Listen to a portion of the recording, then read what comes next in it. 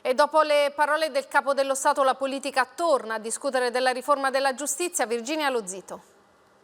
Il Capo dello Stato ha indicato la strada. Se le forze politiche hanno qualcosa da dire, osserva il Ministro della Giustizia Bonafede, hanno la possibilità di fare una riforma ed è quello che stiamo facendo. Trovato l'accordo nella maggioranza, il Guardasigilli si confronterà la prossima settimana con opposizioni e addetti ai lavori sul suo impianto di riforma della magistratura. I cardini: meritocrazia negli incarichi, riforma elettorale per il CSM e una stretta ai magistrati in politica. Il PD invita la magistratura ad avviare un processo di profonda rigenerazione che le restituisca piena terzietà, preservarne indipendenza e autogoverno, dice Leu. Riforma urgente per le opposizioni, tempi dei processi, certezza della pena, separazione delle carriere tra giudici e PM, le priorità indicate da Salvini, no a commistione tra magistratura e politica. Forza Italia con Tajani giudica la riforma necessaria per ridare credibilità all'ordinamento giudiziario e Meloni offre il contributo di Fratelli d'Italia per mettere fine, dice, alla logica spartitoria tra correnti.